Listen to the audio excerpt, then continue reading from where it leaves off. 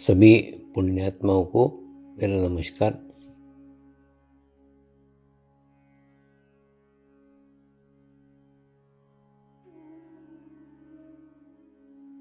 गुरुर्ब्रह्मा गुरुर्विष्णु गुरुर्देवो महेश्वरा, गुरु साक्षात परब्रह्म तस्मै श्री गुरुवे नमः।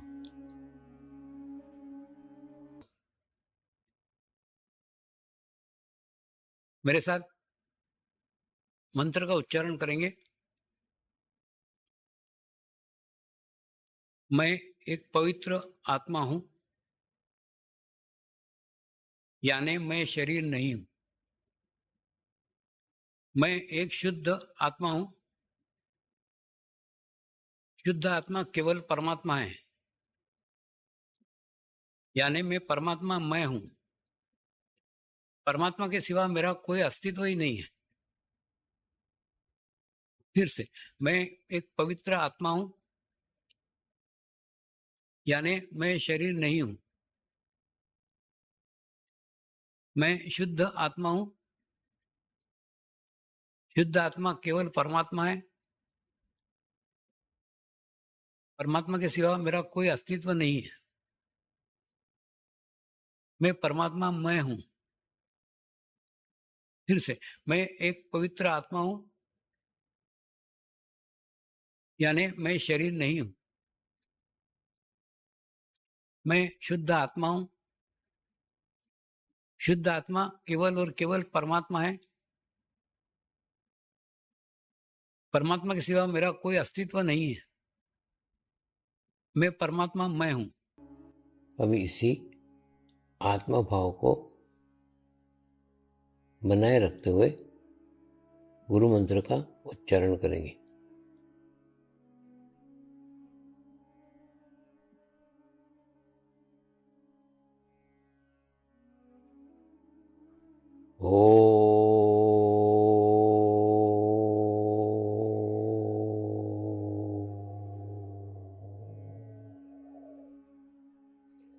श्री शिवकृपानंद स्वामी नमो नमः।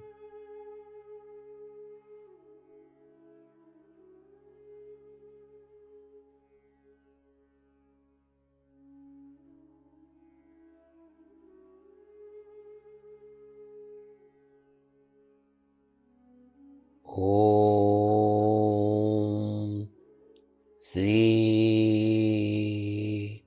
शिवकृपानंद स्वामी नमो नमः।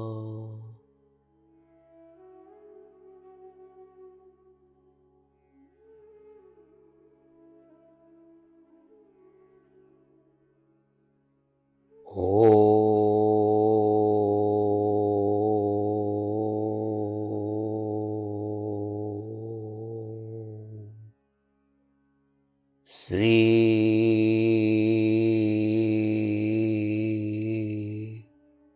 शिवकृपानंद स्वामी नमो नमः।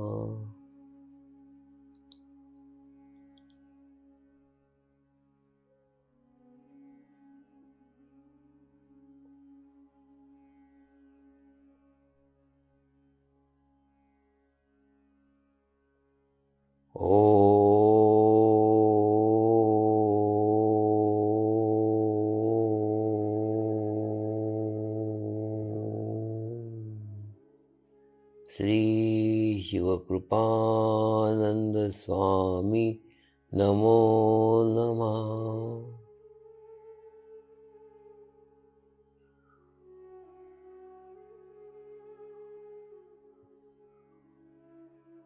ओम श्री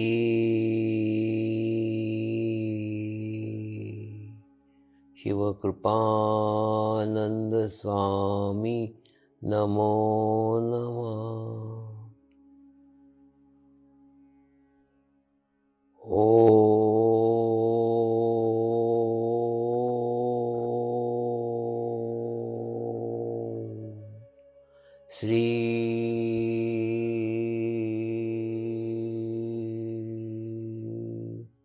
शिवकृपानंद स्वामी नमो नमः।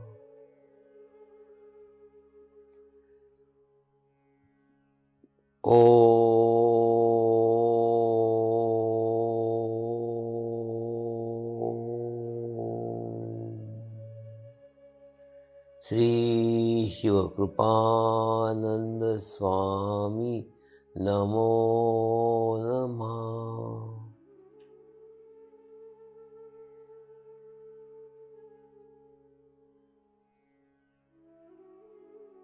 ओम श्री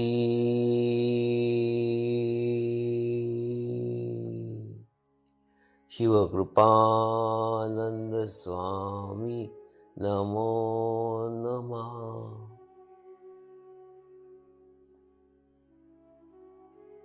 ओम श्री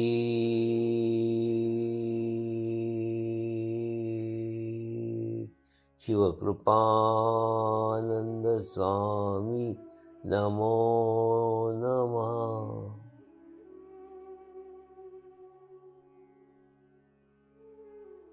अब आप अपना चित्त सहस्त्रार पर रख के थोड़ी देर के लिए ध्यान में जाएंगे।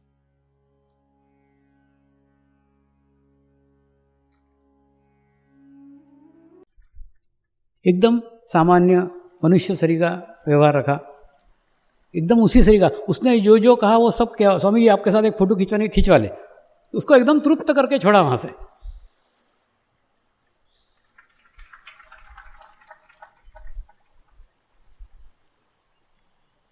देखो अपने को ना ऊपर उठाने के लिए खूब सारे लोग मिल जाएंगे।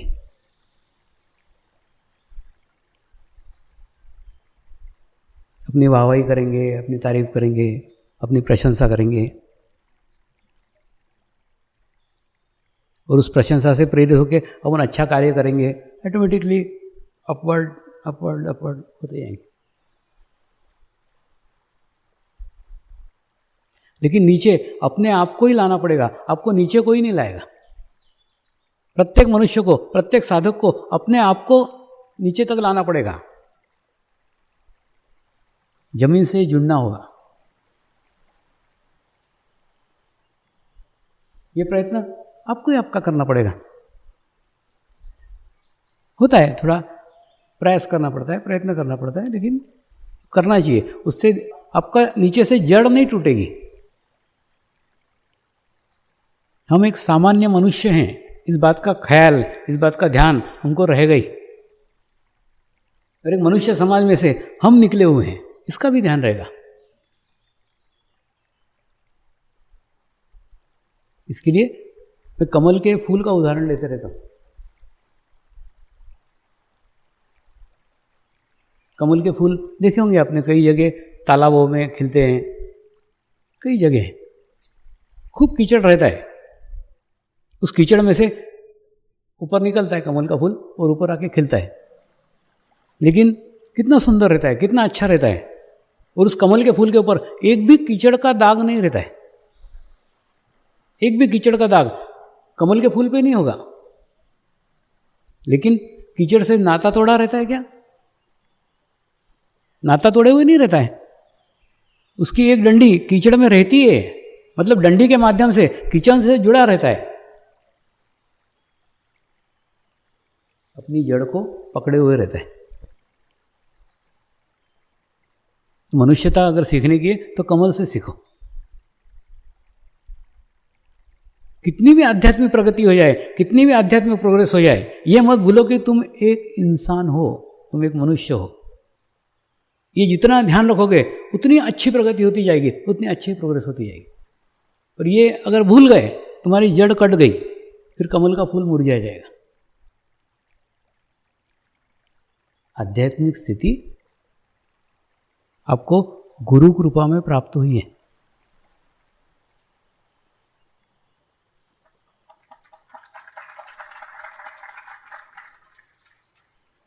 इसमें आपका कोई परिश्रम नहीं है। सामान्य मनुष्य को प्राप्त होगी, उसकी भी प्रगति हो जाएगी। बोलते हैं अल्लाह मेहरबान तो गधा पहलवान। तुम वो गधे हो जिस पे अल्लाह मेहरबान है।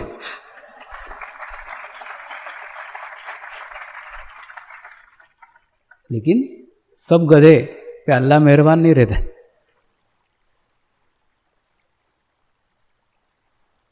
तो हमारे पूर्व कर्म के कारण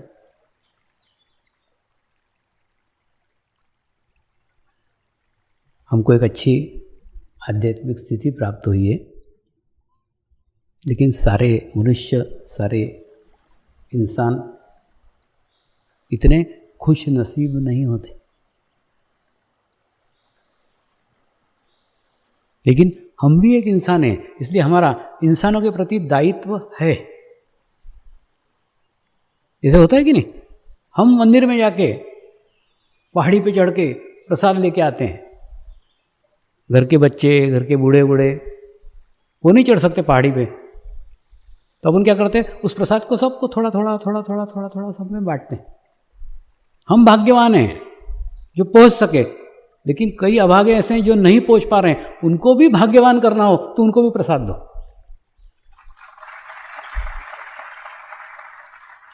ये तो अवसर है, किसी को मिला किसी को नहीं मिला। नहीं तो आप में और उनमें कोई अंतर थोड़ी है। जो आप है वो है, जो वो है वो आप है। सिर्फ आपको अवसर मिला है, उनको नहीं मिला, बस और कुछ नहीं। अवसर मिलेगा वो भी हो सकते हैं, लेकिन अवसर नहीं मिला है। तो हमको भी सारे मनुष्य समाज को साथ में लेके चलने का है। साधक नॉन साधक ये भेदभाव मत रखो। आप क्या पैदाइशी साधक थे क्या? अरे बाबा, मैंने आपको मनुष्य से साधक बनाया, आप उनको मनुष्य से साधक बनाओ। लेकिन अंतर रखोगे तो उसके दो परिणाम आएंगे। एक तो आपके अंदर अहंकार आएगा, आपके अंदर ईगो आएगा, जो आपका समर्पण से कनेक्शन तोड़ देगा। दूसरा, सामने वाला आत्मग्लानि में चला जाएगा। ये कोई 30 मार्क का दिख रहा है, तो तुम्हारे में अहंकार आ गया, उसमें आत्मग्लानि आ गई। प्रतिक्रिया तो एक ही हुई ना। आत्मग्लानि और अहंकार एक ही सिक्के के दो पहलू हैं।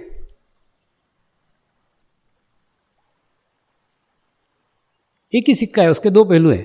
अहंकारी लोग देखो जब टूटते ना, आत्मग्लानि में चले जाते। वो बीच में रास्ता ही नहीं, कोई इधर स्विंग, इधर 3 फीट इधर 3 फीट इधर। साधकों में भी हो रहा है।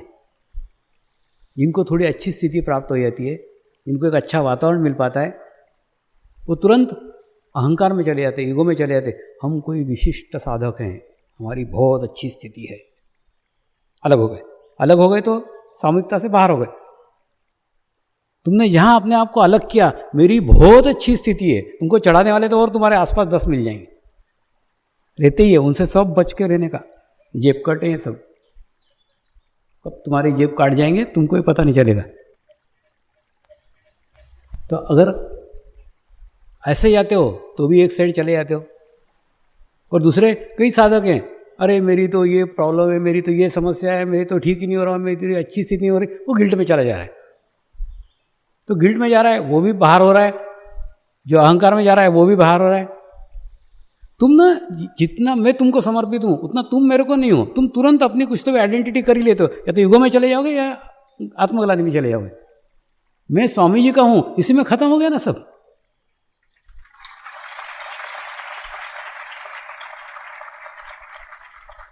तो ना मैं अहंकार में जाऊंगा, ना मैं आत्मग्लानि में जाऊंगा।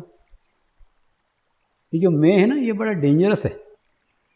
और आप ऐसे निसरडे हो कि मैं हर दफे अहंकार में बोलता हूं तो भी गर्दन हिलाते हो, कृति में नहीं आता तुम्हारे। कुछ बदलो ना। बार बार बार बार घड़ी घड़ी में एक ही बात कह रहा हूं, मेरी कैसेट अटक गई वहां। और तुमको क्या लगता है, स्वामी तो दूसरों को बोलते हैं, मैं तो बहुत अच्छा हूं।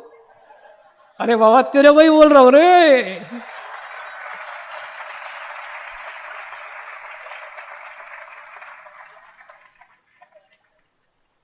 ये अहंकार भी बड़ा मिसगाइड करता है, बोलते तेरे को थोड़ी बोल रहा है, तो दूसरों को बोल रहे हैं, वो तो एकदम दूध का धुला है।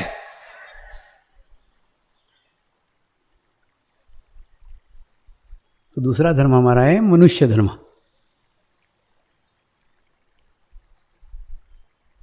मनुष्य धर्म का भी पालन करते हुए आध्यात्मिक मार्ग में प्रगति करने की है, प्रोग्रेस करने का है। तो पहला हुआ शरीर धर्म, दूसरा हुआ मनुष्य धर्म, और तीसरा है मातृधर्म। मातृधर्म मतलब आपका आपके माँ के प्रति भी कोई दायित्व है, कोई कर्तव्य है। उन कर्तव्यों को पूर्ण किए बिना, उन दायित्वों को पूर्ण किए बिना आध्यात्मिक प्रगति नहीं हो सकती, आध्यात्मिक प्रोग्रेस नहीं हो सकती, कुछ भी नहीं हो सकता। तुम्हारी माँ तुम्हारे पे कितनी खुश है, माँ तुम्हारे पे कितनी प्रसन्न है, उसके ऊपर आपकी स्थिति निर्भर करती है। जैसे बोलते हैं ना, 3 जगत का राजा भी हो, उसकी माँ नहीं है तो भिखारी हो।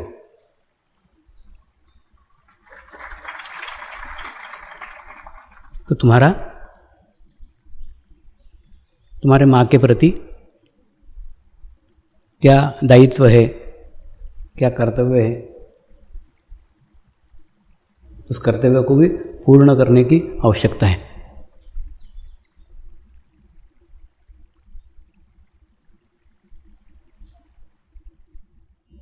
मैं स्त्री शक्ति करते रहता हूँ, तो तुम लोगों के पेट में मरोड़े उठती रहती। मैं जानता हूँ, सब जानता हूँ। मैं तुमको भी तुम्हारे प्रूफ दे सकता हूँ। तुम स्त्री को प्रतिद्वंदिता के दृष्टि से देख रहे हो। जैसे रहता कि नहीं, एक पहलवान ने ऐसा किया, दूसरे पहलवान ने ऐसा किया। अरे कोई कुश्तियां थोड़ी लड़ने की हैं।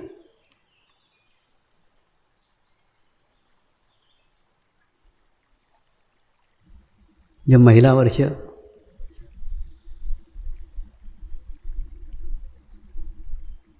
घोषित किया गया,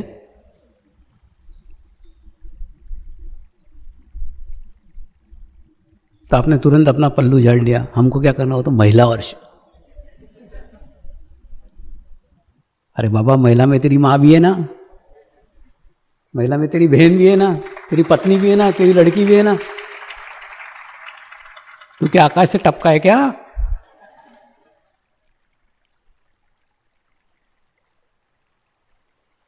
ऐसा तो कोई प्राणी नहीं दिख रहा मेरे को यहाँ। तो तुम्हारे से ये सब संबंधित है। तो उनकी अगर प्रोग्रेस होगी तो तुम्हारी भी होगी ना। तुम्हारी प्रगति के लिए एक अनुकूल वातावरण तैयार करना होगा, इसका पता मेरे को है, तुमको नहीं है।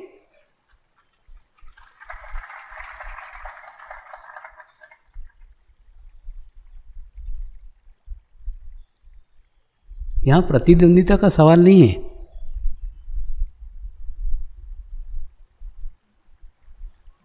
आसपास के वातावरण का सवाल है। आपके आसपास क्या माहौल है, आपके आसपास क्या वातावरण है, उसके ऊपर भी आध्यात्मिक प्रगति बहुत कुछ निर्भर करती है ना। आप क्या कर रहे हो, इसका महत्व जितना आपको मालूम है उतना आपके पत्नी को भी मालूम होना चाहिए।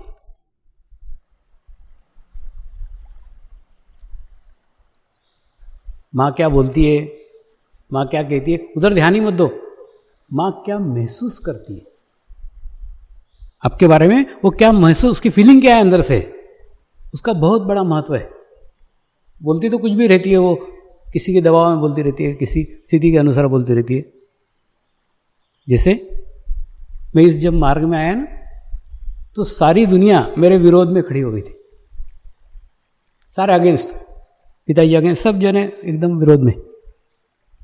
तो पिताजी इस विषय पे गालियां दे रहे हैं, उस विषय पे प्रशंसा करने की माँ की हिम्मत ही नहीं हो सकती। मतलब वो क्या बोलना चाहती है, क्या बोलना है, वो बोल ही नहीं सकती। उनके सामने वो कुछ बोल ही नहीं सकती। वो क्या चाहती है वो कुछ नहीं कह सकती। लेकिन उसके भीतर क्या महसूस किया, उसने अंदर से क्या महसूस किया, क्या महसूस कर रही थी, वो एक ही वाक्य में मुझे समझ में आ गया। पिताजी के सामने कुछ नहीं बोलती थी, उनके अगेंस्ट बिल्कुल बोलेगी नहीं। मेरे को उसने एक ही बात बताया था, दुनिया गई भाड़ में, तेरी पत्नी तेरे साथ में है ना, बस बाकी कुछ नहीं, वो एक ही काफ़ी है तेरे लिए।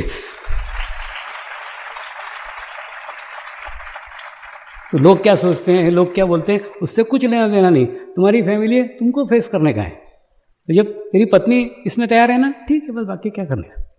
इसमें उसने सब कुछ उसकी रजामंदी बता दी, लेकिन पिताजी के अगेंस्ट, पिताजी के विरोध में वो नहीं बोल सकती। तो किसी भी कार्य पे निकलते हो, वो अच्छा कार्य क्यों ना हो, तुमको तुम्हारे माँ को विश्वास देना चाहिए कि क्या कर रहे हो, उसको बताओ ना, उसको इसके आइडिया दो, इसके बारे में जानकारी दो। वो इसमें आए जरूरी नहीं, सिर्फ उसको ये पता चलना चाहिए लड़का अच्छे मार्ग पे, अच्छे रास्ते पे चल रहा है, अच्छे मार्ग पे।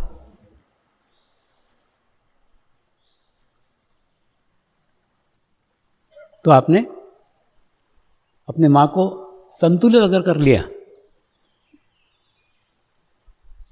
माँ को अगर बैलेंस कर लिया, तो इस मार्ग में आपकी प्रगति हो सकती है, प्रोग्रेस हो सकती है। तो मातृधर्म भी आपका वो धर्म है जो आपको पूर्णत्व तक प्राप्ति के लिए निभाना होगा।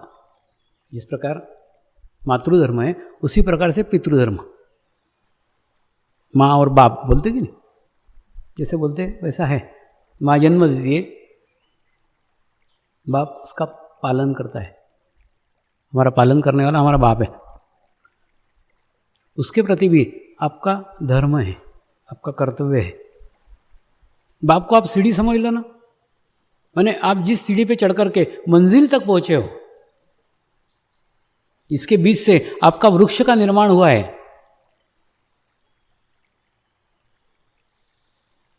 उस बाप के प्रति भी आपका कुछ दायित्व है, आपका बाप के प्रति कुछ कर्तव्य है।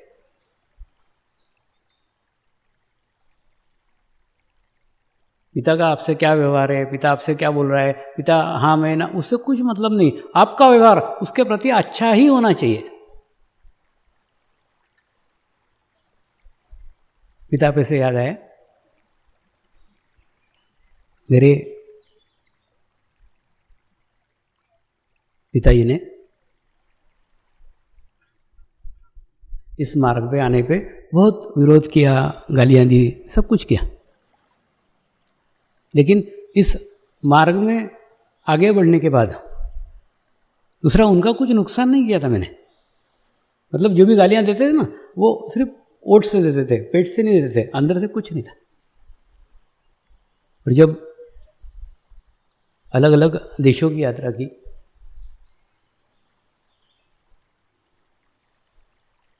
तो उनका भी भाव बदल गया, उनके भाव में भी चेंज आया। वो बोले तेरे अंदर कुछ तो भी है जो मैं नहीं समझ पा रहा हूँ। इतने सारे देशों में मूर्ख थोड़ी है तेरे को बुलाते। धीरे धीरे बदलाव आया, धीरे धीरे चेंज आया। पितृ ऋण के अंदर सिर्फ पिता ही नहीं है, पितृ ऋण का बहुत व्यापक अर्थ है। पितृ ऋण यानी तुम जो कार्य कर रहे हो, उस कार्य में जो मदद कर रहे हैं, जो हेल्प कर रहे हैं, वो भी पितृ ऋण के अंतर्गत ही आते हैं। तुमने कई बार देखा होगा,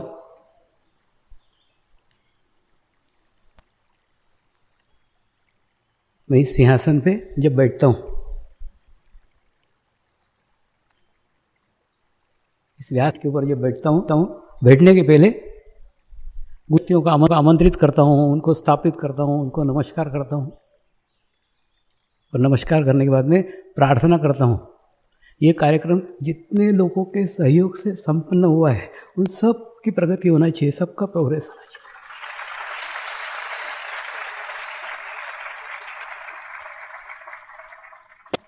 प्रत्येक स्थान पे, प्रत्येक जगह अलग अलग कार्यकर्ता रहते हैं, अलग अलग वॉलंटियर्स रहते हैं, अलग अलग समितियाँ रहती है, अलग अलग कमेटियाँ रहती, दुनिया भर के लोग रहते हैं, जिनके सहयोग से मैं आज इस सिंहासन पे बैठ पा रहा हूँ और बैठने जा रहा हूँ। आज भी किया था, इतना बड़ा कार्यक्रम जिनके सहयोग से संपन्न हुआ, जिनके परिश्रम से संपन्न हुआ, उन सबकी आध्यात्मिक प्रगति के लिए, आध्यात्मिक प्रोग्रेस के लिए गुरुओं से प्रार्थना की, फिर जाके स्थानापन्न हुआ।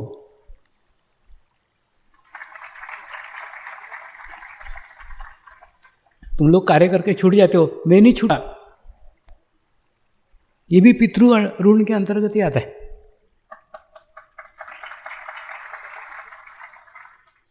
तो पितृ ऋण का बहुत बहुत ही व्यापक, बहुत बड़ा अर्थ है। कई बार जवान साधकों को, जवान साधिकाओं को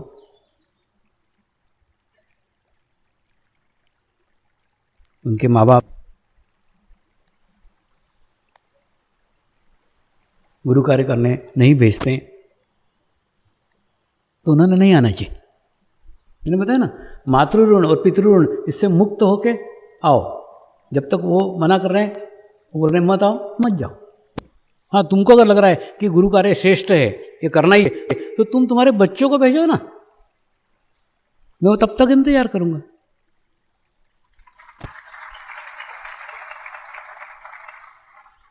लेकिन अपने माँ को तकलीफ देके, पिता को तकलीफ देके इस मार्ग में मत आओ, इस रास्ते में मत आओ।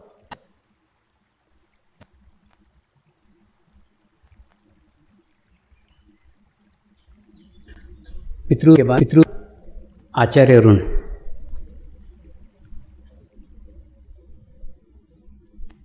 आचार्य ऋण से आशय गुरु के ऋण से।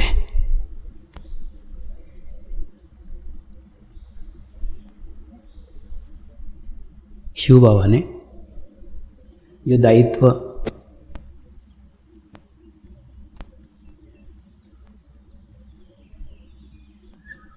मुझे सौंपा, और उस दायित्व को ही पूर्ण करने के लिए अनेक गुरुओं ने अपना अपना योगदान दिया है। और उस गुरुओं के ऋण को चुकाने में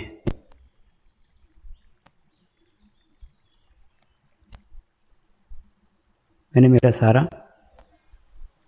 जीवन अर्पित कर दिया। कोई भी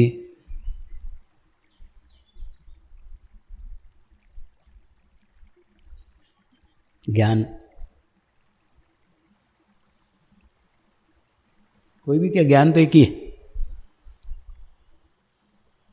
किसी भी गुरु से हम अगर ज्ञान ग्रहण करते हैं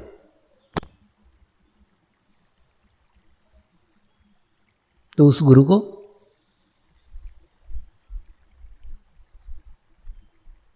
गुरु दक्षिणा देना आवश्यक है। ज्ञान एक है, क्यों बोला? क्योंकि अपने आप को जानना, अपने आप को पहचानना, सिर्फ यही ज्ञान है। बाकी सब इंफॉर्मेशन है। बोलते ना इंफॉर्मेशन टेक्नोलॉजी, सिर्फ इंफॉर्मेशन है। इसकी जानकारी, उसकी जानकारी, उसकी जानकारी, उसकी जानकारी, उसकी जानकारी, उसकी जानकारी। ज्ञान तो एक ही है विश्व में, अपने आप को जानना। आत्मज्ञान ही ज्ञान है, बाकी सब माहिती है, जानकारी है।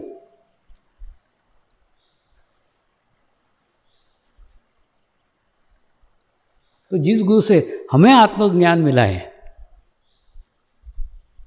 उस गुरु को गुरु दक्षिणा चुकाए बिना उस आत्मज्ञान के ऋण से भी हम मुक्त नहीं हो सकते।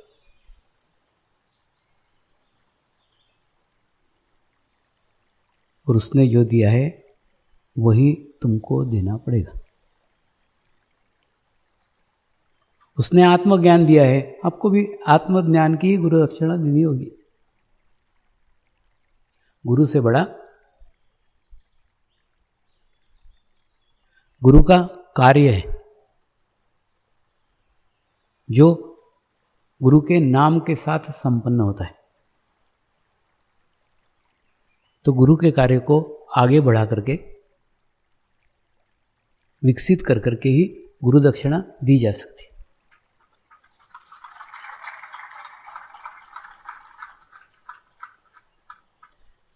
मैं देखो ना यही तो कर रहा हूँ, मैं क्या कर रहा हूँ, जो शिव बाबा ने दिया वो समाज में बांटने का कार्य, जो उनकी इच्छा थी तो इच्छा अनुसार कर रहा हूं। इसलिए ये सब हो पा रहा है क्योंकि मेरा अस्तित्व ही नहीं है, के प्रति समर्पित है। एक एक सांस, एक एक दिन नहीं, एक एक सांस उसी कार्य के लिए ले रहा हूं। तो गुरु के प्रति भी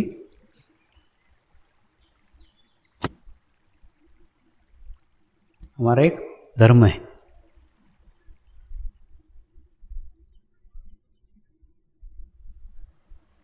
उस धर्म को भी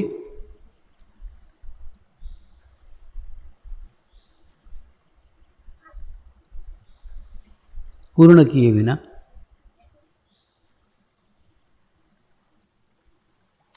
मोक्ष संभव नहीं है।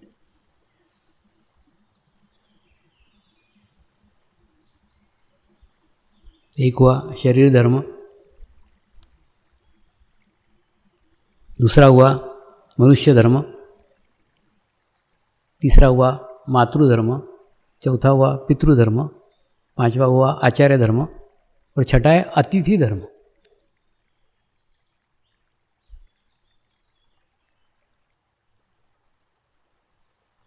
अतिथि का अर्थ है जो बता करके नहीं आता। तो परमात्मा भी अतिथि के रूप में हमारे घर में आता है। उसको हमने बुलाया हुआ नहीं रहता है, वो अपनी इच्छा से आता है। और आने के बाद आपका संतुलन कितना हुआ है, आप कितना ध्यान करती है, आप कितनी बैलेंस है, इसकी परीक्षा लेता है। होना चाहिए ना, सिर्फ पढ़ाई करके क्या होगा, परीक्षा भी तो देनी चाहिए किसी ने, और परीक्षा लेने वाला भी तो कोई होना चाहिए। तो ये अतिथि परीक्षा लेने वाले होते हैं, या कि आपको टेस्ट करते हैं, आपको जांचते हैं आप कितने संतुलित हो। अरे ध्यान में तो सभी संतुलित रहते हैं। अचानक आपके घर कोई आ जाए, आते हैं ना, या आश्रम में भी कई अचानक आ जाते हैं, तो इनको भी बोलता हूँ साधकों को, ये तुम्हारे घर नहीं आए हुए हैं, तुम्हारे लिए नहीं आए हुए हैं, वो गुरु शक्तियों ने भेजे हुए हैं, उनके गेस्ट हैं। नहीं तो कोई पहुंच सकता है कि यहाँ 10 बार बुलाओगे तो वहां से भग जाएगा दांडी से। यहां पहुंचने के लिए भी एक स्थिति है, वो स्थिति नहीं होगी तो नहीं पहुंचेगा। वो गुरु भी टेस्ट करते रहता है तुमको, गुरु भी जांच करते रहता है, अतिथि के रूप में आते रहता है, अतिथियों को अपने रूप में भेजते रहता है। उनके सामने आप कितने संतुलित रह पाते हो, कितने बैलेंस रह पाते हो, इसकी परीक्षा लेते रहते हैं। तो अतिथि भी वो परमेश्वर का रूप है, वो परमात्मा का रूप है, जिस रूप में परमात्मा आके हमारा संतुलन जांचते रहता है, संतुलन देखते रहता है, हम कितने संतुलित हैं, हम कितने बैलेंस हैं। तो उस अतिथि से भी आप कैसा व्यवहार करते हो, उस अतिथि से भी आप कितना समय देते हो, कितना बोलते हो, ये भी आपके संतुलन को परीक्षा लेने के लिए।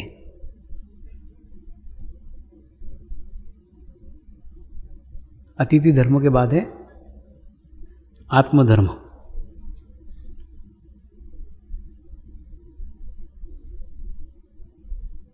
आत्मधर्म यानी सबसे पहले आपके भीतर एक आत्मा है, इसका एहसास आपको होना चाहिए।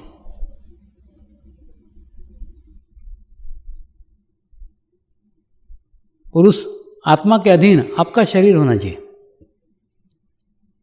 आत्मा के नियंत्रण में आपका शरीर होना चाहिए। अगर उसके नियंत्रण में रहेगा तो क्या करना चाहिए, क्या नहीं करना चाहिए, वो सब उसको पता है, सब उसको मालूम है।